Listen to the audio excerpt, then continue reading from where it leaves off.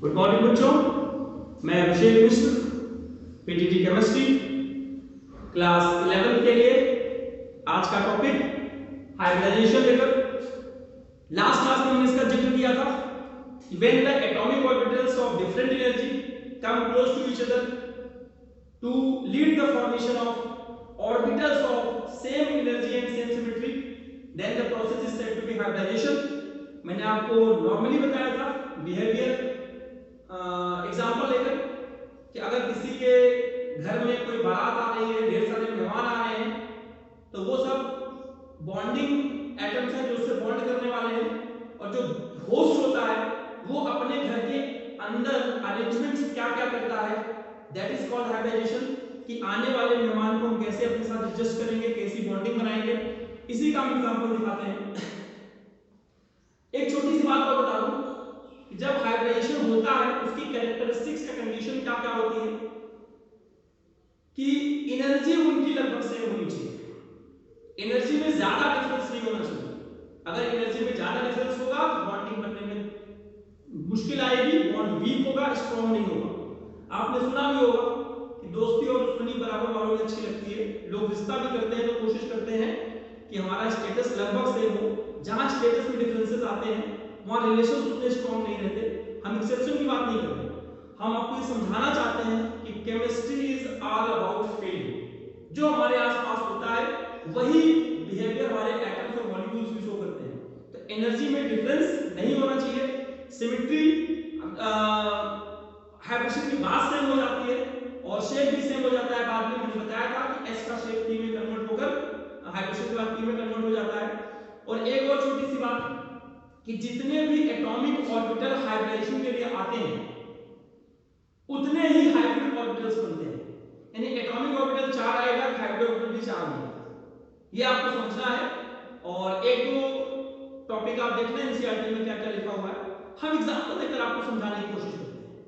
Suppose करिए जो पहला हमारा हाइब्रिडेशन है sp hybridization, number 1 sp hybridization. नाम से पता चल रहा है कि 50% s कैरेक्टर होगा और 50% p कैरेक्टर होगा, और s और p दो ही ऑर्बिटल्स हैं, इसका मतलब उसका सिग्मा बॉन्ड भी 2 ही होगा। ये मैं आपको समझाने की कोशिश करूंगा। बेरिलियम का जो फ्लोराइड है, बेरिलियम का जो क्लोराइड है, बेरिलियम का जो हाइड्राइड है, किसी का भी एग्जांपल ले लें, यानी हम बीएससी थ्योरी की बात करें, ab2 टाइप के जो एटम्स होते हैं वो इस तरह की ज्योमेट्री शो करते हैं, वो इस तरह का हाइब्रिडेशन शो करते हैं। बीपीसी CO2BC का एग्जांपल है, क्योंकि CO2 में 2 सिग्मा होते हैं। याद रखिएगा कि पाई बॉन्ड हाइब्रिडाइजेशन में इन्वॉल्व नहीं होते, इससे हमें कोई मतलब नहीं। तो CO2 में 2 सिग्मा और 2 पाई है, तो 2 सिग्मा है, इसलिए sp हाइब्रिडेशन होगा। कैसे होगा मैं दिखाता हूं। मैं इसका एग्जांपल लेता हूं।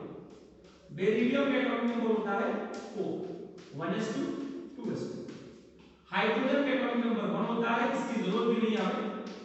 ये तो होस्ट है, होस्ट से मतलब सॉरी गेस्ट है, हमें होस्ट से मतलब है। आप ये देखिए कि बेरिलियम के पास कितने हाइड्रोजन आने वाले हैं, 2।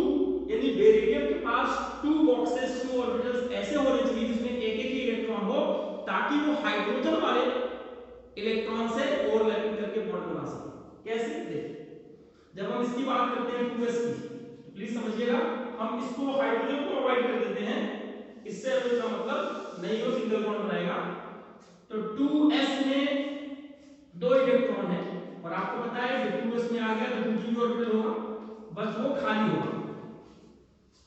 अब ये क्या करेगा, चेंजेस, कि होस्ट क्या चेंजेस कर रहा है गेस्ट से बॉन्ड बनाने के लिए, इसने एक इलेक्ट्रॉन की जंपिंग करा दी।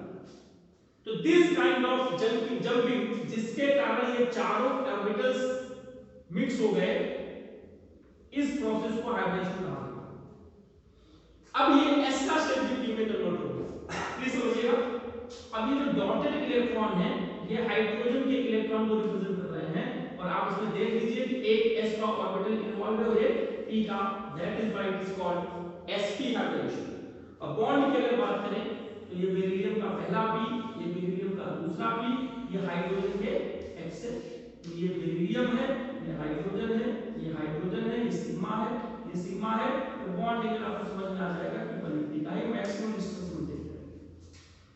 कीजिए यहाँ फ्लोरीन होता, क्लोरीन होता, तो यहाँ पर s ऑर्बिटल न रहता, यहाँ पर p रहता, तो उसको बनाने का तरीका, तो ये f का p ऑर्बिटल, ये गेस्ट का p ऑर्बिटल, गेस्ट का चेंज नहीं होगा, ये फ्लोरीन, ये फ्लोरीन, ये बेरिलियम, लीनियर मॉलिक्यूल, 180 का बॉन्ड एंगल, उम्मीद है आपको समझ में आ रहा है।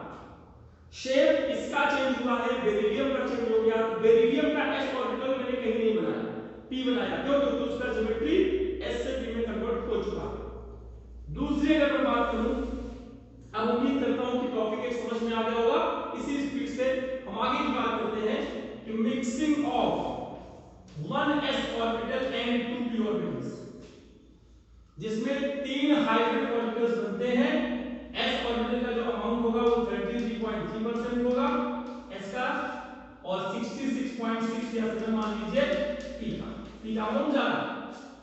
इसके एग्जांपल्स में सिग्मा बॉन्ड की बात करें तो 3 सिग्मा बॉन्ड होंगे, और एग्जांपल की बात करें तो BH3, BF3, AlCl3, इसके एग्जांपल कैसे समझिए। हम बोरॉन की बात करते हैं, बोरॉन में 1s2, 2s2, 2p1, s में 2 इलेक्ट्रॉन, p में 1 इलेक्ट्रॉन। अब आप ये समझिए हमारे पास गेस्ट कितने हैं, हाइड्रोजन कितना है, 3, यानी boron must have 3 orbitals with 1 unpaired electron, और to achieve this 1 electron of boron from s orbitals jumps into p orbitals which lead to the formation of 4 orbitals of same energy and shape, 1 2 3। Hydrogen का या guest का एक electron इससे bonding करता है, और आप देखिए इसमें एक s और 2 p के ऑर्बिटल इन्वॉल्व हुए हैं, इसलिए इसे sp2 हाइब्रिडेशन कहते हैं। शेप की बात करें, बोरान का shape double 3 sigma trigonal planar geometry, hydrogen का ये स्टेप, और अगर यहां हाइड्रोजन नहीं होता, सिग्मा सिग्मा सिग्मा 3 सिग्मा 120 का बॉन्ड एंगल, ये सब मैं नहीं बता रहा, बेसिकली आप थोड़ी की बात है, तो आगे मैं कंटिन्यू नहीं करूंगा। तो फिर से अगर यहां पर p ऑर्बिटल होता, तो अब देखिए बोरॉन है, इसका p, अगर इसका p होता तो इसका p बना देते। याद रखिएगा कि गेस्ट का शेप चेंज नहीं होता, केवल होस्ट का चेंज होता है, ये आपका फ्लोरीन मान लीजिए, आपका फ्लोरीन मान लीजिए, आपका फ्लोरीन मान लीजिए, तो ये ट्राइगोनल प्लेनर ज्योमेट्री बनेगी। और अगर इसको मैं थोड़ा सा और इलेबोरेट कर दूं, sp3 हाइब्रिडेशन की बात करें,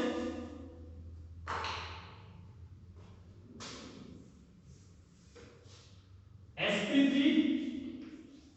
hybridisation mixing of 1s orbital और 4p ऑर्बिटल, s का कैरेक्टर 25%, s p का कैरेक्टर 75%, p या समझिए ये 75 लिखा है, देखिएगा कंफ्यूज मत होइएगा।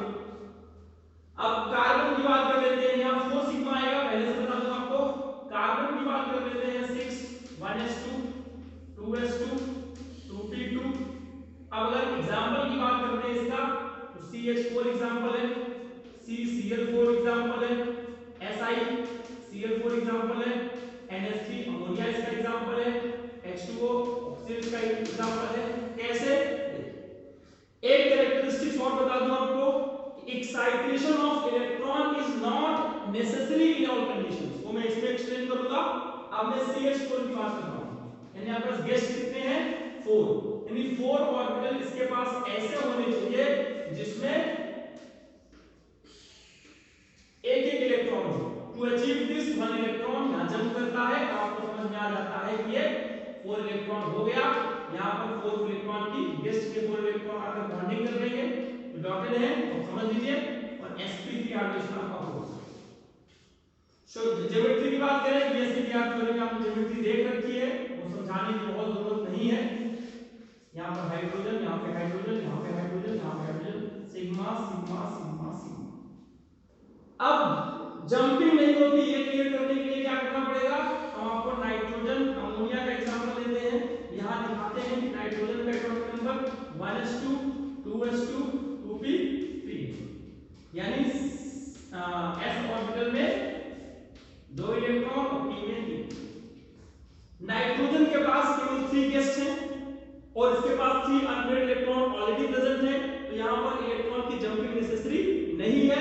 ये एक नेसेसरी कैरेक्टरिस्टिक, इंपॉर्टेंट कैरेक्टरिस्टिक्स है। ये अनपेयर्ड इलेक्ट्रॉन ऐसे ही बना रहेगा, तो बाकी के 3 आपका यानी हाइब्रिडाइजेशन हो भी गया और उसमें जंपिंग नहीं हुई। अब यहाँ पर जो एक इलेक्ट्रॉन है, यहाँ पर हाइड्रोजन की बॉन्ड, हाइड्रोजन इलेक्ट्रॉन का बॉन्डिंग कर लेगा, फिर से वही ज्योमेट्री हो जाएगी। यहाँ पर आपका दिखा देंगे लोन पेयर, ये नाइट्रोजन का स्ट्रक्चर लोन पेयर दिखा देंगे। एक और लोन पेयर दिखा देंगे तो ऑक्सीजन का स्ट्रक्चर हो जाएगा H2O का, तो H2O का भी दिखा देते हैं। H2O की बात करते हैं, दो लोन पेयर होता है ऑक्सीजन 1s2 2s2 2p4। अब इस चीज को आप समझिए, S में 2 इलेक्ट्रॉन है और P में 4, 1 2 3 और 4। देयर आर ओनली 2 गेस्ट, इसलिए 2 अनपेयर्ड इलेक्ट्रॉन यहां प्रेजेंट है। इट इज नॉट नेसेसरी कि एक इलेक्ट्रॉन यहां से जंप करके यहां जाए, ऐसी कोई जरूरत नहीं है। इसके लिए यहां पर आप ध्यान से देखिए, 2 अनपेयर्ड इलेक्ट्रॉन यहां पे ऐसे रह जाते हैं और 2 इलेक्ट्रॉन, 2 लोन पेयर और 2 बॉन्ड पेयर। अब हाइब्रिडाइजेशन फिर से वही इन्वॉल्व सबका माना जाएगा, इसलिए मैंने आपको कहा था सिग्मा बॉन्ड में एक इलेक्ट्रॉन, पाई बॉन्ड में एक सिग्मा और एक पाई, ट्रिपल बॉन्ड में एक सिग्मा और 2 पाई। फिर से बोलता हूं, सिंगल बॉन्ड में एक सिग्मा, डबल बॉन्ड में एक सिग्मा और एक पाई, ट्रिपल बॉन्ड में एक सिग्मा और 2 pi. Pi bond does not involve in hybridization. अगर एक लोन पेयर है, इसको भी सिग्मा बॉन्ड कंसीडर किया जाता है। इसी को मैं आगे बढ़ाता हूं, अगला टॉपिक देखता हूं हाइब्रिडाइजेशन में। अगला है हमारा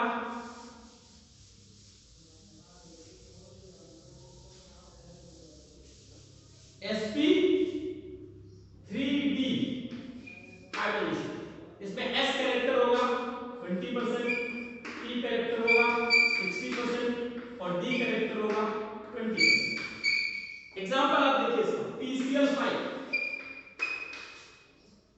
फास्फोरस का 15 होता है, आप जानते हैं 1s 2 2s 2 2p 6 3s 2 3p 3। तो 3s में 2 इलेक्ट्रॉन, 3p में 1 एम्पीयर 1 एम्पीयर 1 एम्पीयर। याद रखिएगा यहां 3d बन जाएगा 1 2 3 4 5। अब हमारे पास 5cl है, 5 गेस्ट है, क्या इसके पास 5 एम्पीयर है? नहीं। इसका इलेक्ट्रॉन जंप करके कहां जाएगा? d में, जो कि खाली था। बॉक्स हम सारा बनाएंगे, ये ध्यान रखिएगा।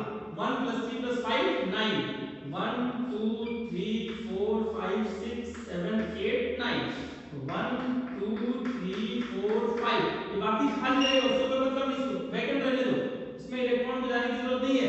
और इन सब में इलेक्ट्रॉन क्लोरीन का एक इलेक्ट्रॉन बॉन्डिंग करके हाइड्रोजन बनाएगा sp3d।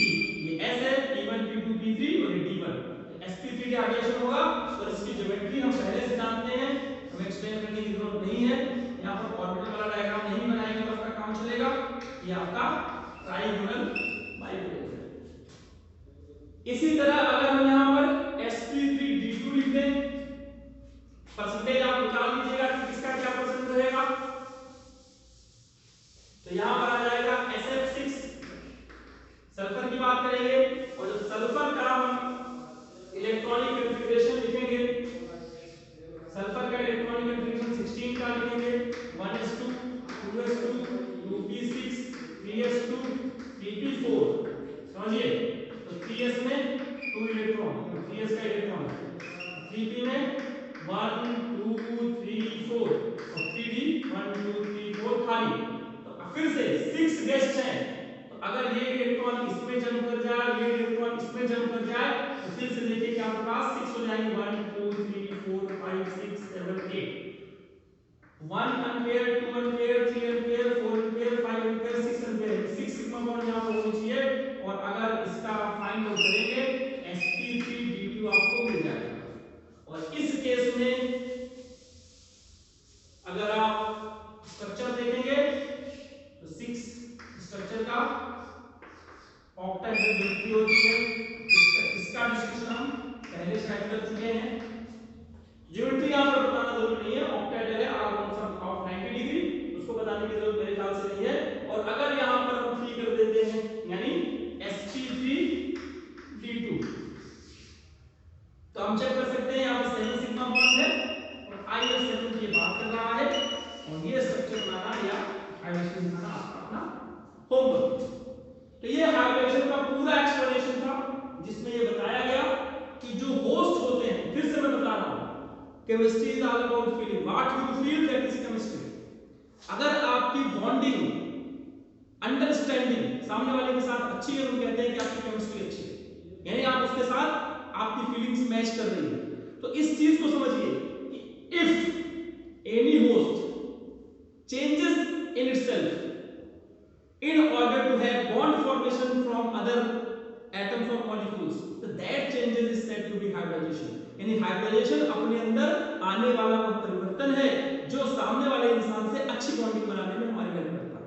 सेल्फ एनालिसिस आप कह सकते हैं कि अगर हम सामने वाले से बॉन्डिंग करना चाहते हैं, दोस्ती करना चाहते हैं, अपनी बात उसको बताना चाहते हैं, तो हमें उसको सुनना भी चाहिए और हम सुनने वाले नहीं है तो हमें अपने अंदर ये परिवर्तन लाना होगा कि हम सामने वाले की बात सुन सकें। तो हाइब्रिडेशन के साथ ये टॉपिक कंप्लीट होता है। अगली क्लास में हम डिस्कशन करेंगे मॉलिक्यूलर ऑर्बिटल थ्योरी का, जहां इसी चीज को दूसरे तरीके से रिप्रेजेंट किया गया है। हम मॉलिक्यूल्स का इलेक्ट्रॉनिक कॉन्फ़िगरेशन लिखेंगे, 1s2 2s2 2p6 एटम का इलेक्ट्रॉनिक कॉन्फ़िगरेशन है। अब हम बात करेंगे मॉलिक्यूल्स के इलेक्ट्रॉनिक कॉन्फ़िगरेशन की। उम्मीद है कि आप पीपीटी और पीडीएफ फाइल से जरूर कुछ बेनिफिट ले रहे होंगे और हमारे इस लेक्चर को देख के कुछ समझ सकते हैं कि इस टॉपिक के बारे में अपने विचार व्यक्त कर सकते हैं। स्टडी का मतलब क्या है, लर्निंग का मतलब क्या है, डिफरेंट रिसोर्सेज से आप नॉलेज गेन करिए और उसको नए फ्लेवर में प्रेजेंट कीजिए, सामने वाले को समझ में आएगा कि आपने कुछ किया। यह है केमिस्ट्री का मेन कॉन्सेप्ट, मेन फार्मूला। तो होमवर्क आपको व्हाट्सएप कर दिया जाएगा। अपने आप को कोरोना से सुरक्षित रखते हुए अपनी पढ़ाई आप कंटिन्यू करिए। आपके एग्जाम 5 अक्टूबर से होंगे, ऐसा हमें इंफॉर्मेशन मिला हुआ है। और कुछ भी नोटिफिकेशन या इंफॉर्मेशन या डेट शीट, शेड्यूल जो भी जारी होगा, जो भी हमें मिलेगा, हम आपको व्हाट्सएप कर देंगे। और आज की क्लास में बस इतना ही, बाकी अगली क्लास। धन्यवाद।